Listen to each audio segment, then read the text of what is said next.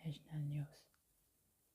ఏటా 7-8% వృద్ధి రేటుతో 2047కు అభివృద్ధి చెందిన దేశంగా భారత్ నిలుస్తుందని RBI ex governor C Rangarajan అన్నారు. మార్కెట్ విలువ పరంగా 20 లక్షల కోట్లు సాధించిన తొలి భారతీయ కంపెనీగా రిలయన్స్ ఇండస్ట్రీస్ లిమిటెడ్ అవతరించింది. నేడు అబుదాబిలో ఆలయ ప్రారంభం. అబుదాబిలో మోడీకి ఘన స్వాగతం. యుఏఈతో ఇండియా ద్వైపాక్షిక పెట్టుబడుల ఒప్పందం చేసుకుంది. State news.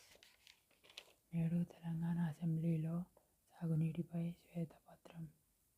నేటి నుండి మేడారం మహాజాతర పూజలు ప్రారంభం కానున్నాయి.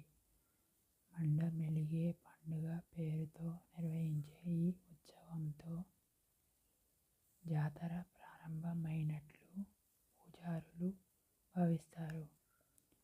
జేఈఈ మెయిన్స్ ఫలితాల్లో చాలామంది తెలుగు విద్యార్థులు ప్రతిభ చూపారు. భక్తుల ఇంటికి మేడారం ప్రసాదం. ఫిబ్రవరి 14 నుండి 25 తేదీ వరకు